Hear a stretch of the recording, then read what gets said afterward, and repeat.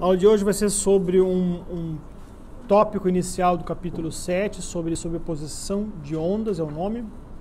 E o que isso é importante é para aqueles capítulos posteriores que fala sobre interferência, difração e polarização, tá bom? Esse capítulo aborda outros tópicos, mas a gente vai ficar apenas nessa parte introdutória, onde a gente vai basicamente somar perturbações. Por quê? Porque essas perturbações somadas, elas são oriundas de diferentes fontes, diferentes fendas, diferentes caminhos ópticos, diferentes caminhos físicos, e elas que vão gerar lá atrás um padrão de polarização diferente, vão gerar um padrão de interferência diferente e vão determinar se tem difração ou não, construtiva ou destrutiva, né? Interferência construtiva e destrutiva. Então, é esse o propósito desse capítulo 7 estar antes desses outros 3 capítulos, tá bom? E o ponto que já foi falado em aulas anteriores é: se você tiver uma perturbação, se você tiver a equação da onda, por exemplo, em relação a x, y, z, sistema cartesiano e unidimensional, onde você tem psi como função, e se psi1 for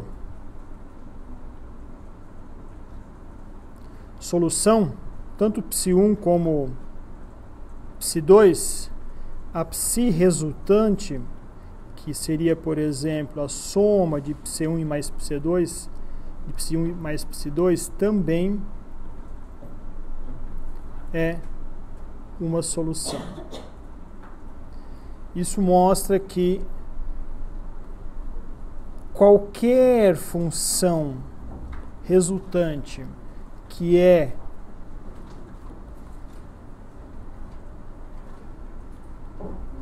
somatória de psi e soluções, pode não, é uma solução dessa equação de onda. Então, nesse caso aqui, nós estamos tratando não um campo elétrico RT, onde você pode ter um EX na direção I, um EY na direção J ou um EZ na direção K. A gente não vai tratar disso agora, vai tratar somente um campo elétrico apontando em apenas uma única direção,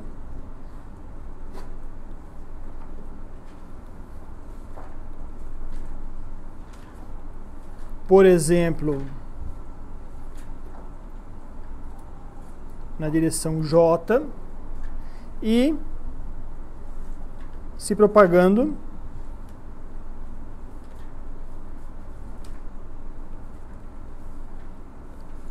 em X.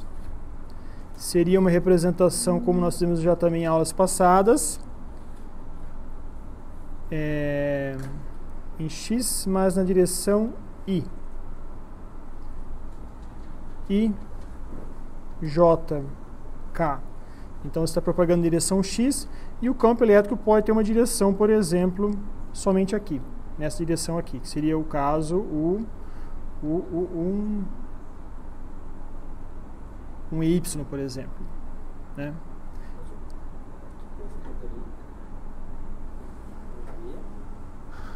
Um E, uma única direção.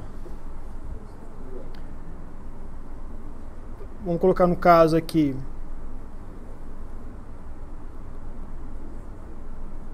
particular com E escalar. Então, aquele valor de E vai ser apenas uma única direção, e aí você vai escrever o seu E não mais como R, EX, EY, EZ, mas apenas como uma função de X, que está se deslocando em direção X, e está evoluindo no tempo. Tá bom? Por que eu quero isso? Porque eu quero facilitar a nossa vida sempre, né? Pense que você tem um fenômeno de polarização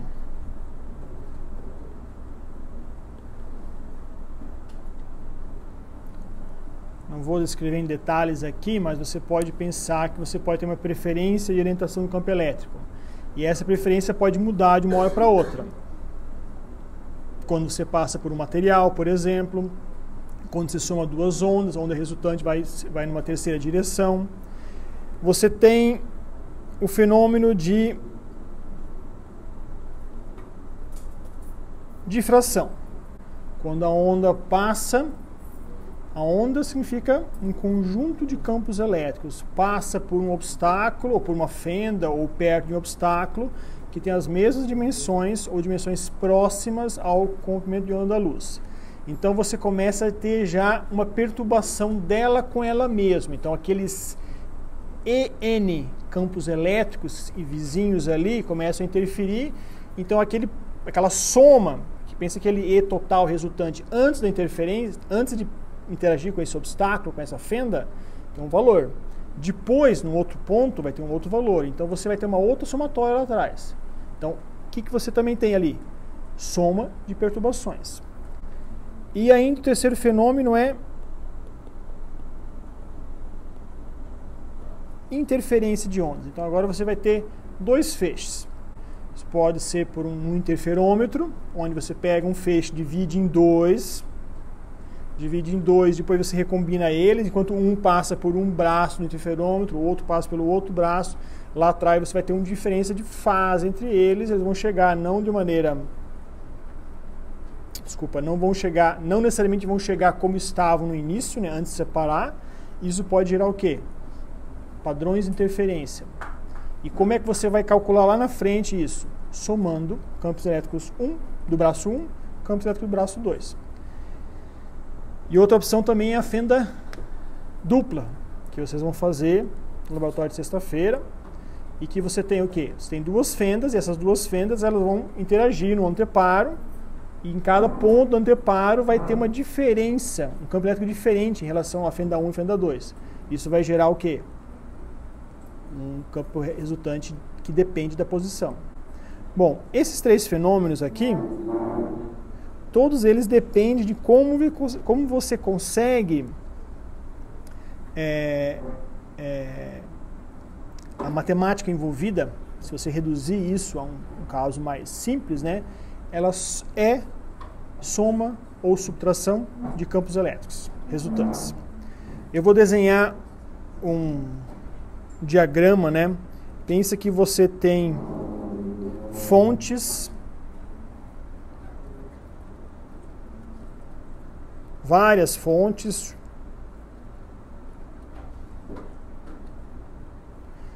a gente sempre vai fazer pelo caso mais simples, né, que você tem apenas duas fontes, só para mostrar o fenômeno. Aqui no meio do caminho eu tenho o agente, que vai gerar uma diferença de fase. Quando fala diferença de fase, é você mudar aquele argumento lá, né? O Kx menos ωt mais uma diferença de fase. É você mudar isso aqui de alguma forma.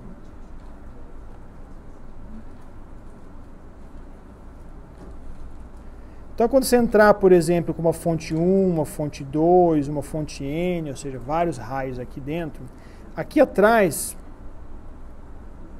vão sair N campos elétricos. Campos elétricos não, vamos chamar aqui de N ondas. Então você tem uma onda, duas e N. E aqui você também tinha uma onda, eu vou colocar de I. Uma onda incidente I, uma onda incidente 2, uma onda incidente N. E nesse ponto P aqui, que vai estar acontecendo o quê?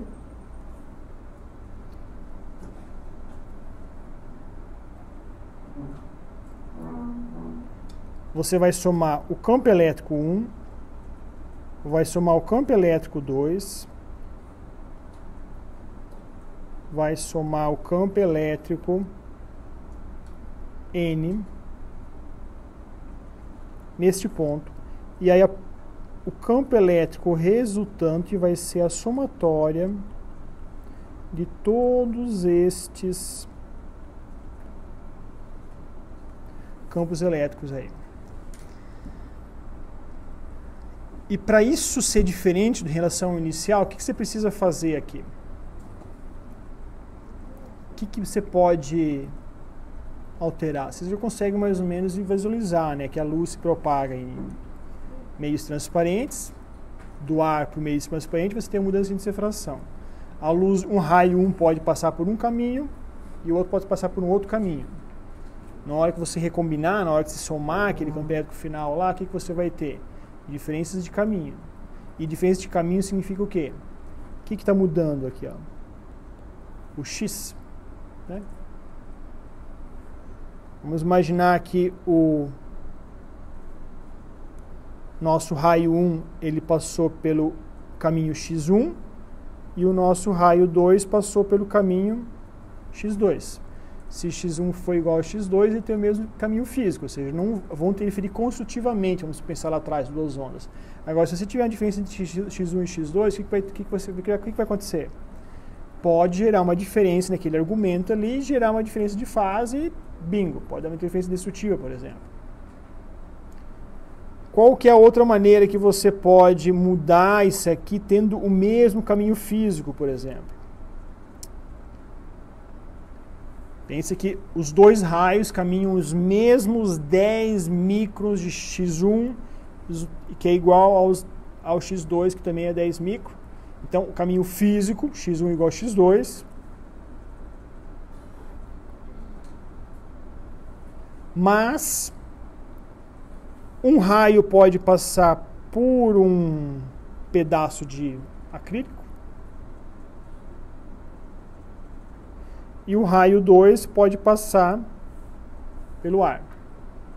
O acrílico tem índice de fração N, e aqui é 1, aqui é diferente de 1. Se isso acontecer, o que você está fazendo lá na frente? Você está gerando uma diferença de fase, porque esse seu K aqui, ele vale quanto? O que é o K mesmo? Número de onda, ele é igual a 2π sobre lambda, e esse lambda ali é um lambda do meio. Se o meio muda, aquele lambda tem um índice de fração lá dentro, e aí significa que você vai ter um K diferente, um K1 diferente de K2. E se isso acontece, você vai ter uma diferença aqui atrás na onda resultante.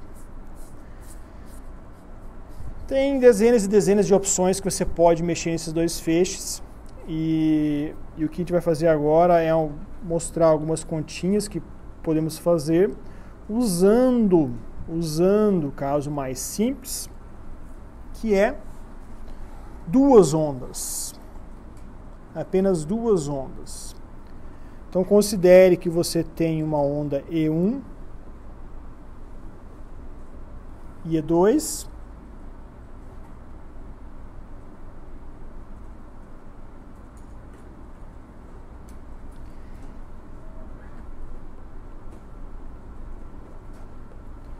e vamos escrever a minha onda como um E0 seno de Kx menos ômega t mais um epsilon.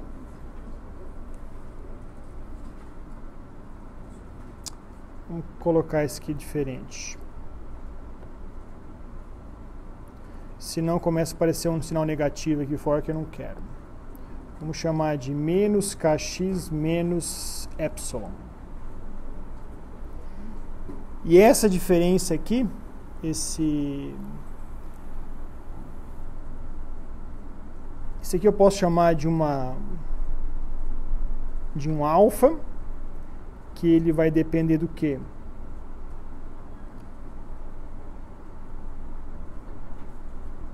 Bom, tá redundante aí. Ele depende do número de onda, do x e esse epsilon. Esse epsilon é um caso genérico, mas você pode pensar numa fonte, por exemplo. Se você tiver duas fontes e uma fonte é uma diferença de fase em relação à outra, você pode jogar essa diferença desse epsilon aí. Então é uma informação que caracteriza uma fonte em relação à outra, ou seja, mostra uma espécie de uma referência de uma fonte em relação à outra.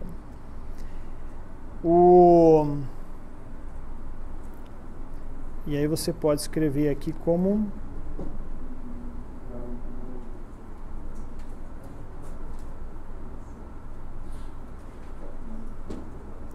ômega t mais alfa. Tá? Então minha onda 1, ela vai ter um E0, 1, seno de ômega t mais alfa 1, e minha segunda onda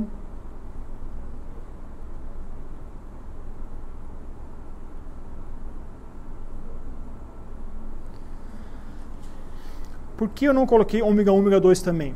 O tempo é igual dos dois, óbvio. O ômega eu vou chamar de ômega 1 igual a ômega 2 igual a ômega, porque é a mesma fonte. Então, no nosso caso aqui, temos fazendo um experimento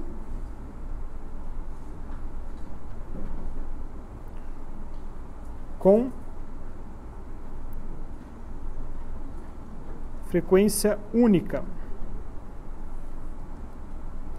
O nosso alfa 1, ele pode arremeter a quê?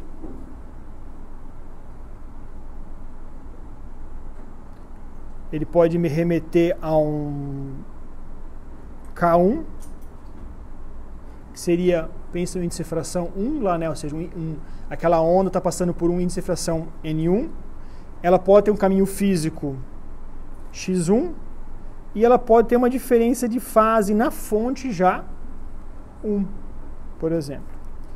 E o alfa 2, da mesma maneira. Tá? Então lá na frente, depende de como você vai fazer o experimento, você pode chamar esse K igual, K1 igual a K2, por quê? Porque as duas ondas estão passando no ar, então os dois K são iguais.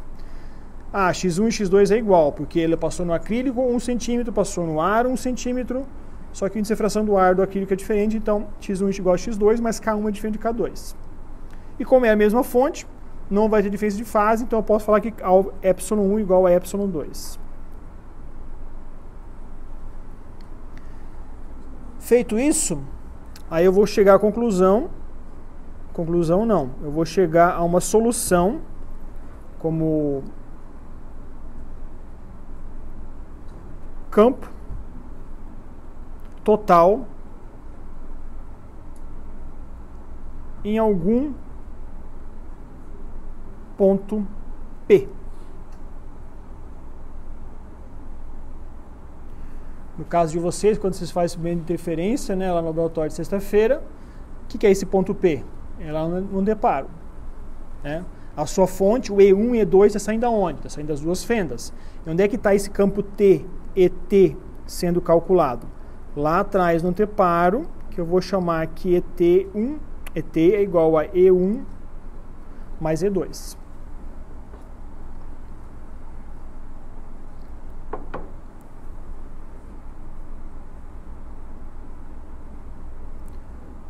Só para deixar um pouco mais. Se eu tenho duas fendas, uma fenda aqui, uma separação entre as fendas, uma outra fenda. Então eu tenho uma fonte E1 saindo daqui, uma fonte E2 saindo daqui, e aqui atrás no anteparo, num ponto P, eu vou ter um E total. Bom, eu posso em qualquer lugar ter um E total, né? Eu posso fazer aqui, qual que é o meu E total aqui? Basta você somar naquele ponto lá. Vai ter um X para cá e um para cá. Mas a gente não quer fazer aqui, a gente quer fazer no anteparo, alinhadinho, bonitinho, a uma certa distância. Geralmente a gente coloca 1 metro, né, para facilitar nossas contas. E aqui vocês colocam um deslocador aqui, E aí lá atrás vocês medem lá, né? Vocês vão passar um detector lá. Quando vocês passam o detector, o que vocês medem? Vocês medem campos elétricos ao cubo? Não, ao quadrado, né? O que vocês estão medindo aqui atrás quando vocês passam o detector? Quem está fazendo já o experimento adiantado, né? Já deve ter visto isso, né? Você coloca o sensor lá, você vai passando, você vai vendo o sinal sobe, o sinal desce, sinal... Tem várias franjas, né, de interferência. Então, onde você tem luz, está chegando um ET, campo elétrico total, diferente de zero e máximo. E onde não tem luz, está chegando um campo elétrico resultante, total, ou mínimo a ponto de ser zero. Tá? Ou pode ser um mínimo parcial aí também, né? Depende de como você fez o experimento. Parcial não, intermediário. Valor intermediário entre zero e o campo máximo.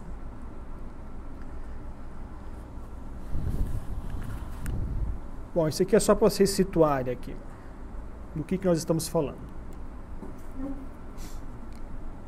Bom, aí vamos somar isso aqui, né?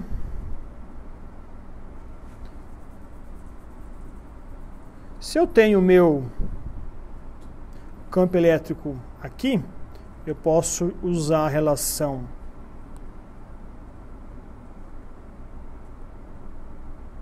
seno A mais B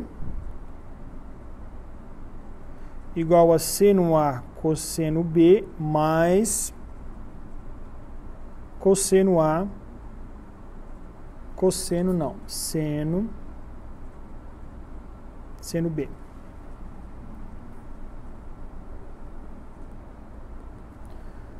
Primeira condição vai ser o E01.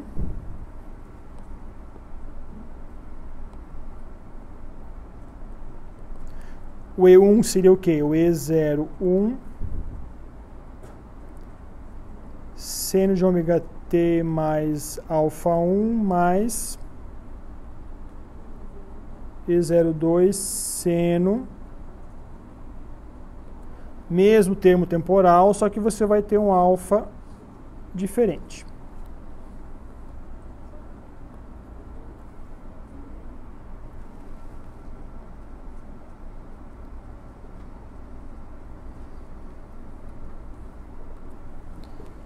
Seno A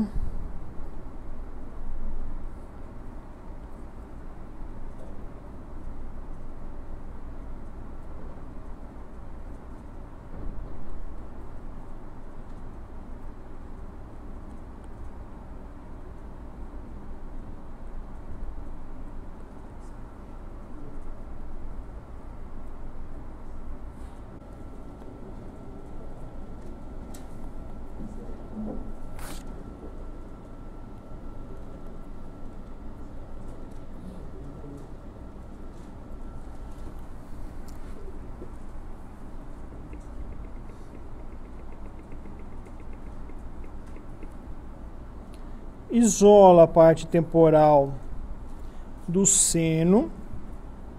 Então você pode isolar o seno de ômega t e colocar entre parênteses aqui o E01, que multiplica o cosseno de alfa 1, mais E02 cosseno de alfa 2. E agora você tem o termo cosseno de ômega t, que é E01 seno de alfa 1 mais E02 seno de alfa 2.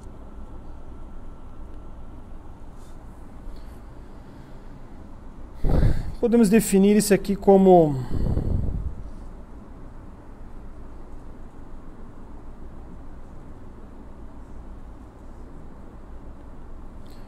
chamar de E0. Chama E0.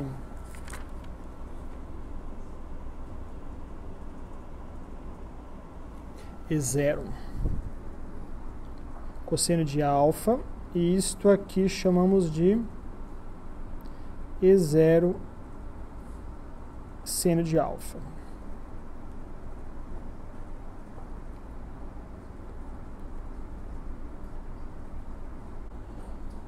Seno de A mais B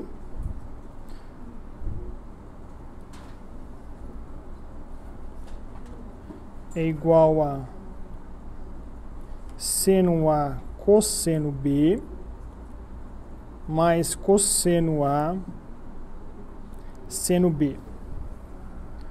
O seno A é aqui, né? Ômega T. E o cosseno está aqui. E o seno B está aqui. E o cosseno A está ali. Então, você tem B igual a alfa. E o A igual ômega T. Então, você pode falar agora que o seu campo elétrico total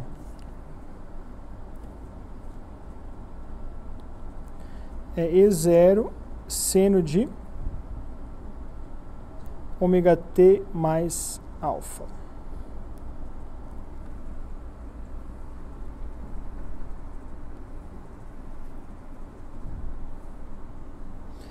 E se você dividir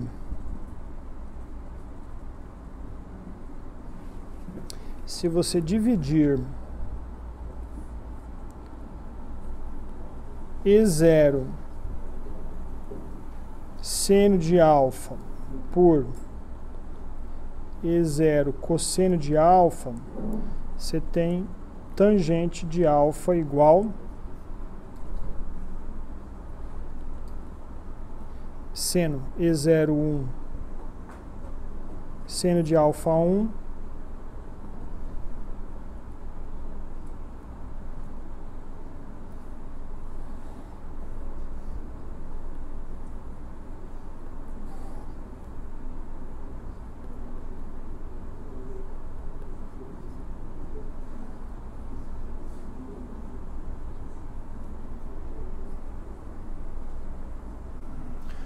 duas ondas gerou uma onda com uma amplitude diferente e uma fase diferente. Ainda, o que nós não temos aqui é uma relação entre os campos elétricos aqui, esse E0, que é o final, com os iniciais. A gente vai obter isso agora. Se você pegar essa relação aqui, E0 cosseno de alfa igual E01 cosseno de alfa 1 mais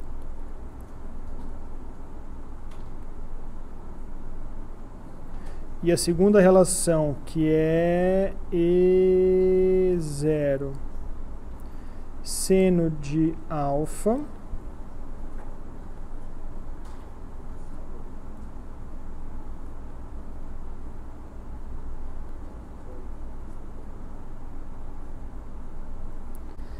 elevar isso ao quadrado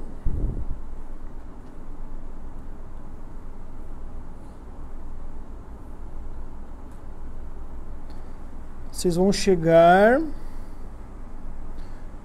só usar levar isso ao quadrado, usar essa relação aqui na hora de combinar aqui os termos, cosseno A cosseno B mais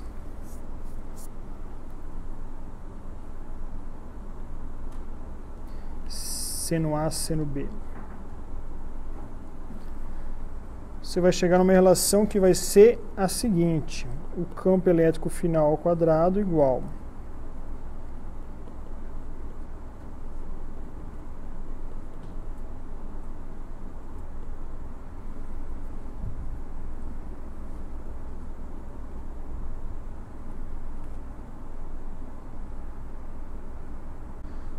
2E01, E02, cosseno de alfa 1 menos alfa 2.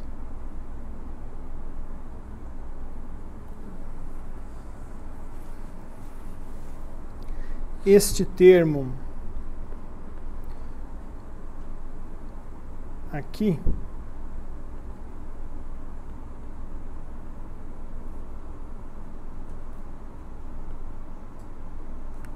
pode ser chamado como termo de interferência.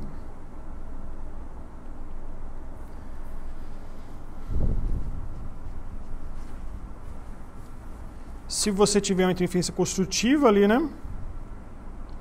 Você vai ter 2E01 e E02 mais E01 ao quadrado e E02 ao quadrado. Pensa que se os campos elétricos individuais 1 e 2 fossem iguais, você teria aí 4 E01 ao quadrado. Mas a gente não quer esse caso particular, não. Então, se você tiver esta diferença aqui como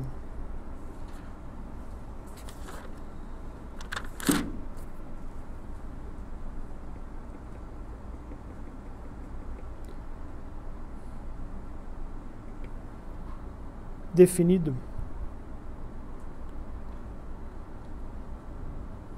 alfa menos alfa 2, quando isto for gama for igual a 0, mais ou menos 2π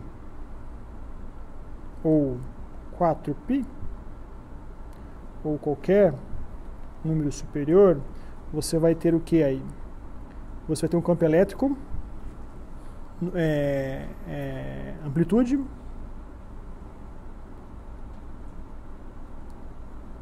máxima. Se esse gama for mais ou menos π, mais ou menos 3π,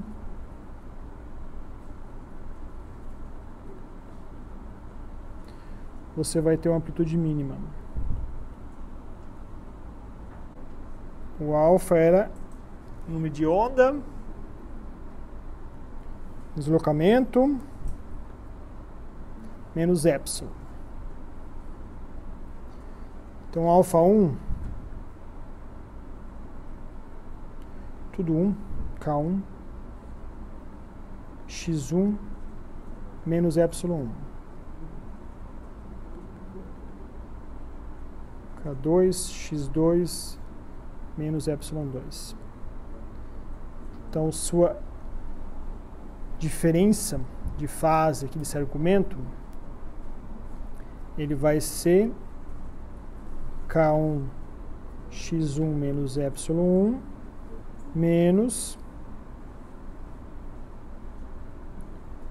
x2 menos epsilon 2.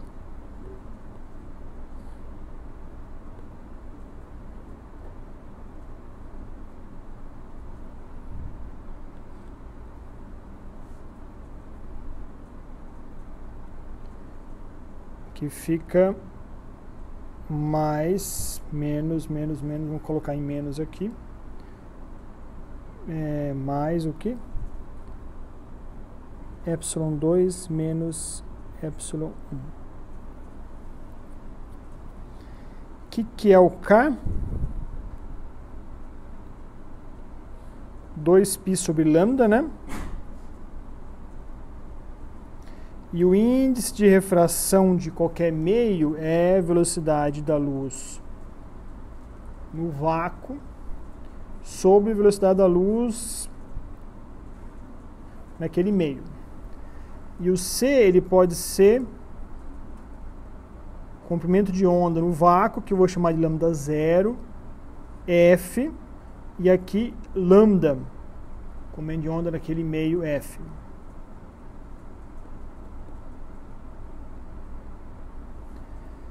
Então, o seu índice de refração sobre lambda 0 é igual a 1 sobre lambda. Então, o seu K ele vai ser 2πn sobre lambda zero. Com isso, agora eu consegui remover a informação do índice de fração embutido no lambda. E eu posso falar que o meu K1 ele é 2π, índice de fração no meio 1, sobre o comprimento de onda do vácuo. E o meu K2, 2π N2 sobre lambda zero.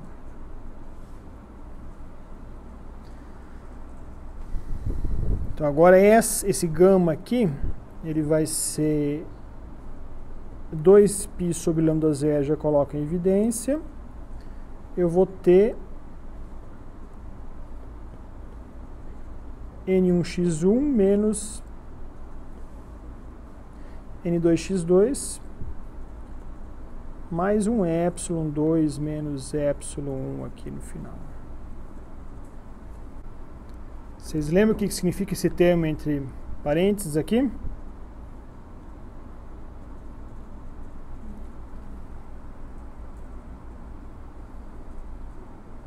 O que é o N1x1? O que significa aquele termo N1x1?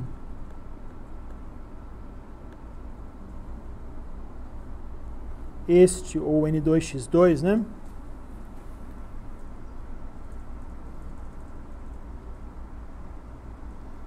X1 e X2 é o caminho físico. E se você ponderar pelo índice de fração, você tem um caminho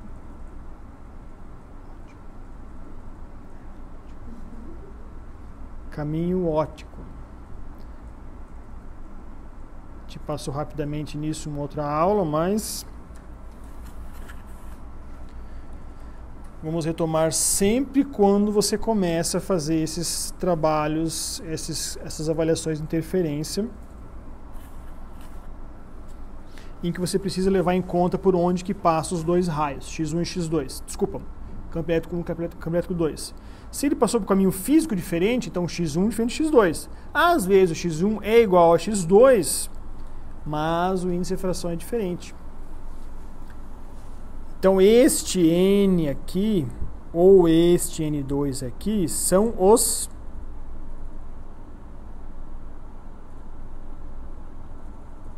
caminhos ópticos. Não os caminhos ótimos, não. Caminhos ópticos dos raios, que raios? Dos raios K1, por exemplo, né? E K2. E o que é N1 x1 menos N2 x2? É a diferença.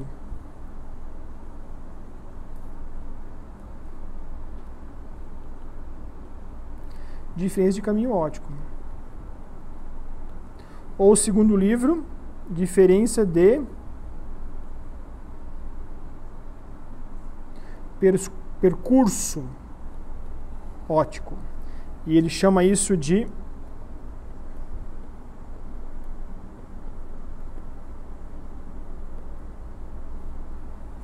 lambda.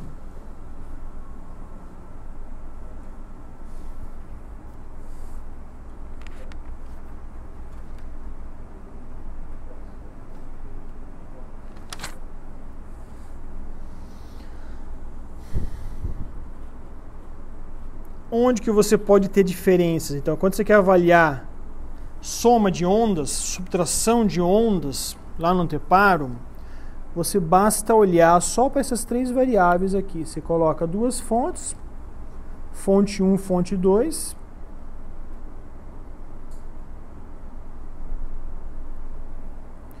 Aí você vai ter dois raios. Eu vou chamar de K1 aqui, né? K2. E aqui no ponto P você vai ter o campo elétrico resultante. E no meio do caminho, que eu vou circular aqui, desde a fonte, toda essa região aqui, ó, até chegar no ponto, você precisa avaliar que variável? Essas aí. Lambda 0 muda? Não. Π muda? Não. O que muda é índice de fração, x e epsilon. Se você colocar uma peça de acrílico aqui no meio do caminho, estou mudando o quê? Índice de fração do raio 1. E o raio 2 permanece igual ao do ar. Se eu estou inclinando, como está bem inclinado aqui, eu tenho uma diferença de percurso. Ou seja, se a fonte 1 está aqui e a fonte 2 está aqui, eu tenho uma diferença de quê aqui? O que é essa diferencinha aqui? X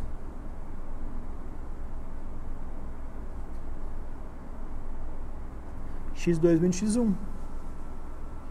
E se eu tenho uma fonte aqui atrás, que eu consigo gerar uma fonte 1 defasada de delta epsilon, ou seja, π radianos retardada da outra, eu consigo mexer no epsilon.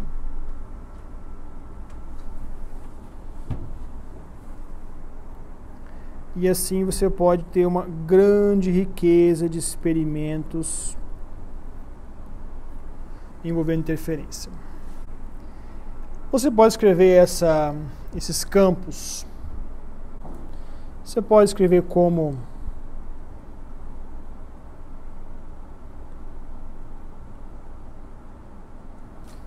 cosseno, ou ainda um campo elétrico como um número complexo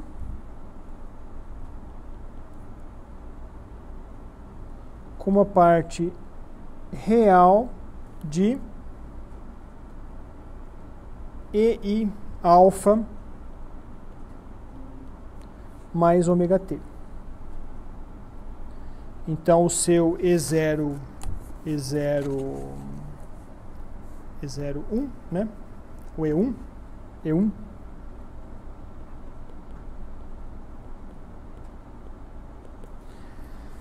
que lá atrás era um E01 cosseno de ômega t mais alfa. Aqui você vai escrever ele como E01 e alfa 1 mais ômega t, e o E2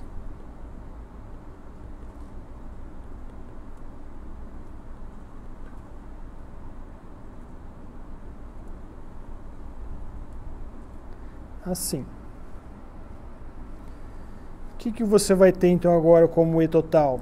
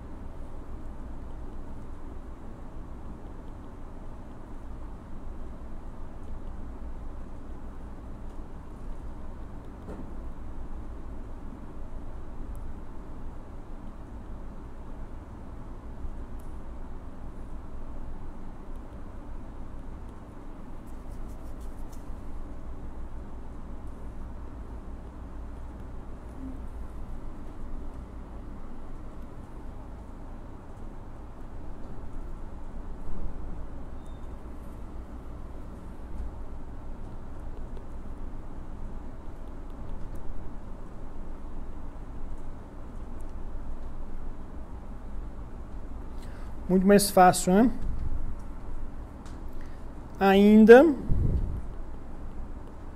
Você pode fazer o quadrado do campo elétrico que é total, E0, desculpa, amplitude só, como este termo ali em cima, vezes o complexo conjugado dele, e vocês podem fazer isso com muita calma, e vocês vão chegar na mesma relação que nós tínhamos anteriormente.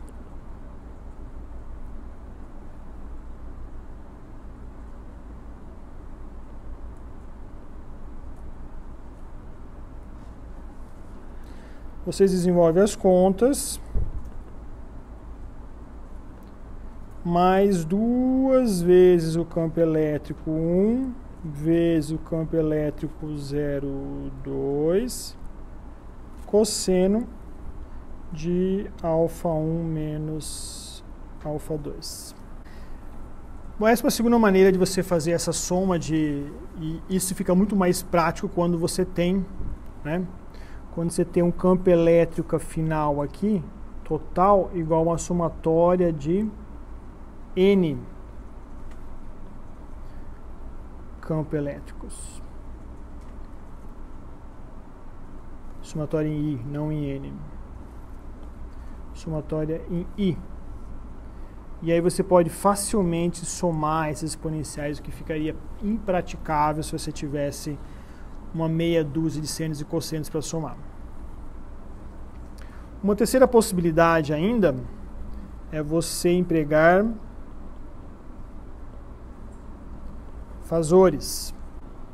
Eu preciso dessa figura aqui para explicar. Como que você soma isso? Visualmente, pelo menos, né? Você tem um campo elétrico E01 aqui. O que é esse diagrama de fazores aqui?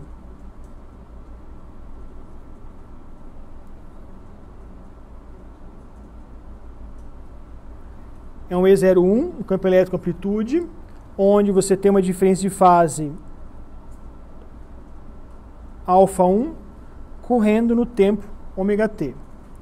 Agora, este mesmo vetor, desculpa, essa mesma notação, para o vetor 2, você vai ter um α2 e o mesmo ômega-t. Passando agora para a letra C, é só você deslocar esse E02 aqui para cá. Aí você está escrevendo em termos de fazores isto aqui. E1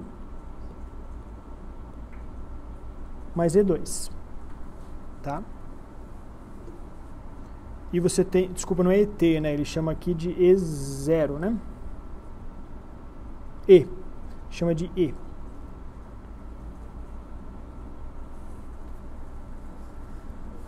E se você aplicar a lei dos cossenos aí, se você aplicar a lei dos cossenos aqui neste triângulo E0,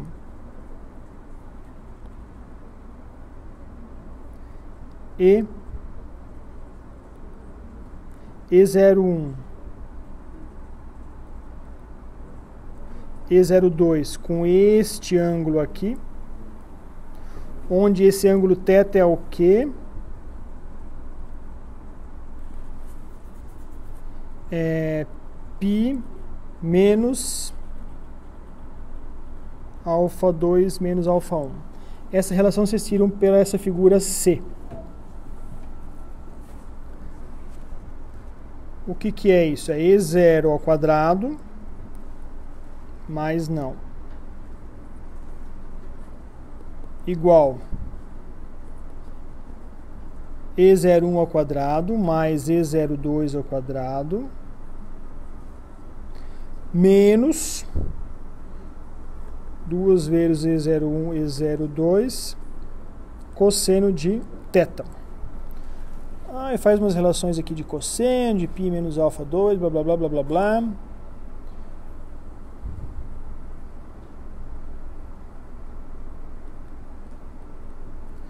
E você vai chegar também na mesma relação.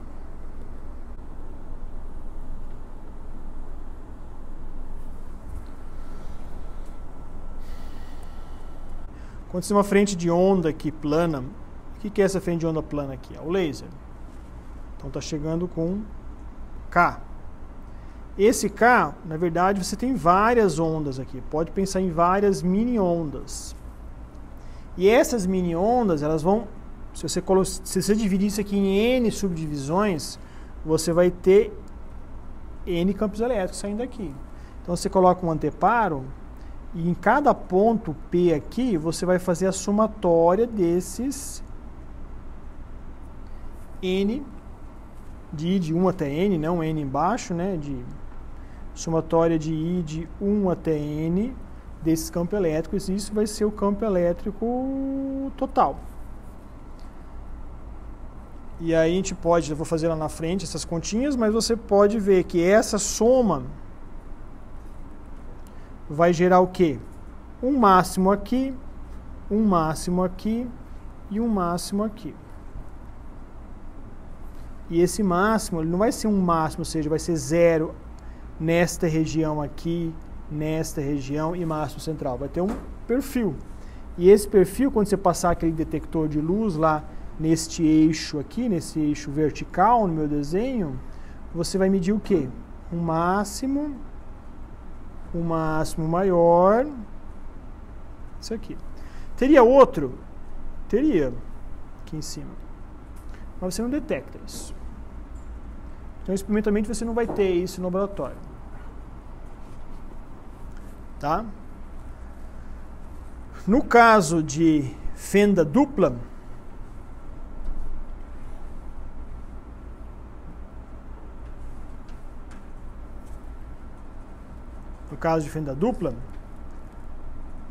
vamos voltar a uma teoria um pouquinho antes. Não vou fazer uma fenda dupla, vou fazer duas fendas pontuais.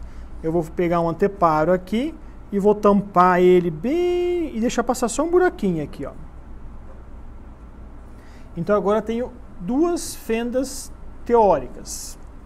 Então daqui está saindo um campo elétrico 2 apenas e aqui um campo elétrico 1 apenas.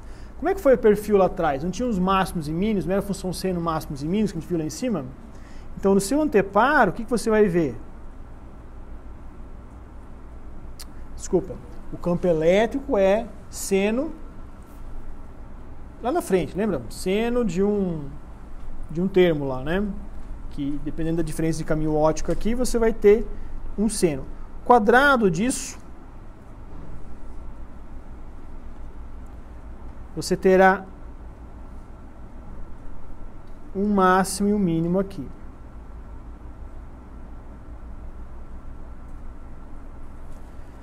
Onde? O que você vai ver na parede? Você vai ver luz vermelha, que lá é laser vermelho. Aqui nada. Aqui você vê. Aqui você vê, aqui você vê, aqui vê. Você está vendo isso aqui. E quando você está medindo, isso aqui é o quadrado do campo elétrico, que seria a sua intensidade, tá? E que você está medindo em milivolts, na verdade. Quando você tem isso aqui, agora eu vou pegar agora e para o caso mais real. O caso mais real não é um buraco infinitesimalmente pequeno.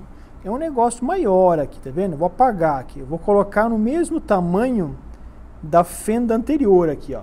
Dessa fenda aqui. Quando eu faço isso, o que eu estou fazendo aqui?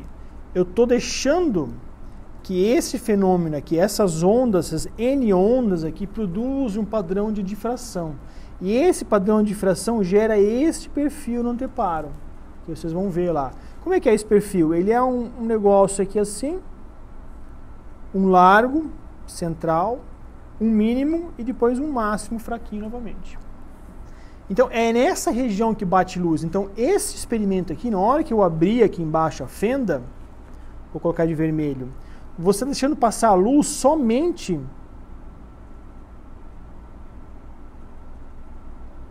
nessa região aqui. Então, significa que está fora dessa região, dessa envoltória, não está chegando luz. Tá vendo essa região aqui assim, ó? Não está chegando luz aqui. Então, esse pico aqui não vai existir. Aqui também, esse mínimo também, esse não vai existir. Aquele pico pequeno, não vai existir essa parte aqui. Nem essa, nem essa. Então, na prática, você vai ter muita luz aonde? Na parte central, então você vai ter uns máximos maiores aqui. Tá apagando por quê? Vai ter uns máximos maiores. E aqui dentro você vai ter uns máximos, ainda vai ter máximos e mínimos, mas com intensidade menor. Redesenhando só, você verá algo assim, ó.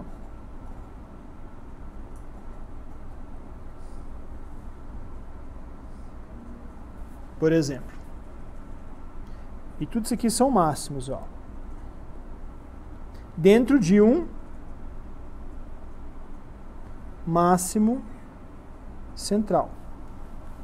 Então, esses livros, eles chamam de máximo de difração. Qual que é o máximo de difração? São esses aqui, ó. Um máximo central, outro máximo. E depois tem os máximos interferentes, essas linhas azuis aí.